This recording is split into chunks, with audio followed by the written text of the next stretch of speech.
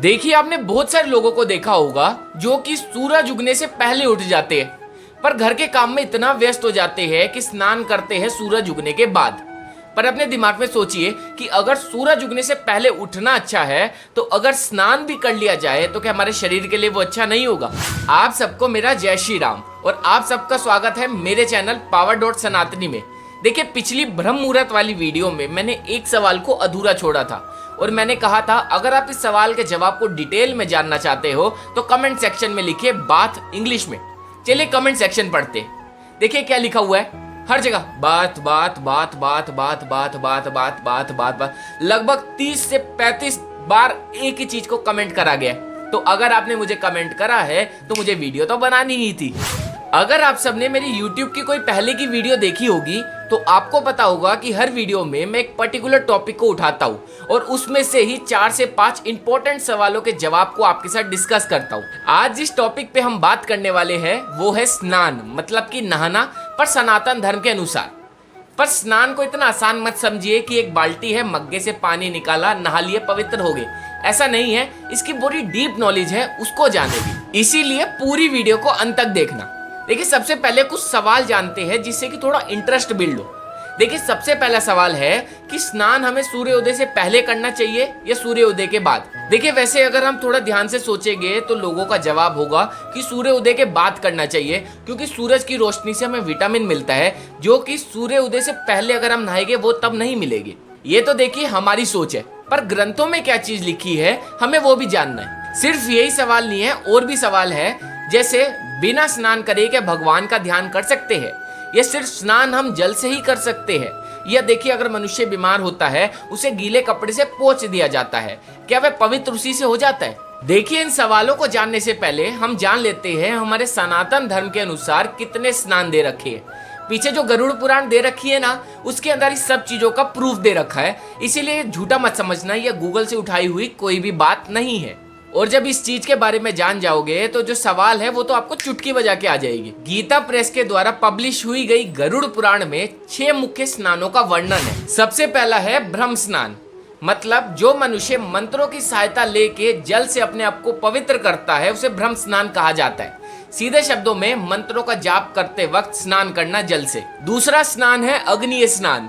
कहा जाता है कि स्नान को मुख्य रूप से अघोरी बाबा करते हैं।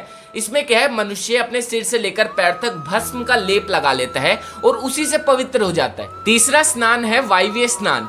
कहा जाता है कि इस स्नान में मनुष्य सूर्योदय से पहले ही नहा लेता है और इस स्नान को सबसे ज्यादा पवित्र माना जाता है। चौथा स्नान है दिव्य स्नान। कहा जाता है कि जो मनुष्य धूप के साथ होने वाली वर्षा में स्नान करे उसे दिव्य स्नान कहा जाता है। पांचवा स्नान है वरुण स्नान। कहा जाता है मनुष्य चाहे नदी में हो या समुद्र में हो, वह जब अपने आप को पूरी तरीके से उनमें डुबो लेता है उसको वरुण स्नान कहा जाता है। छठा स्नान है योगिक स्नान, मतलब योग के द्वारा भगवान हरि का चिंतन करके अपने आप को पवित्र कर लेना योगिक स्नान कहलाता है। आशा करूंगा कि आपको 6 के 6 स्नानों के बारे में अच्छी तरह समझ आ गया हो। अब चलते हैं वापस सब सवालों के जवाब जानते हैं। सबसे पहला सवाल है कि सूर्योदय से पहले स्नान करें या सूर्योदय के बाद?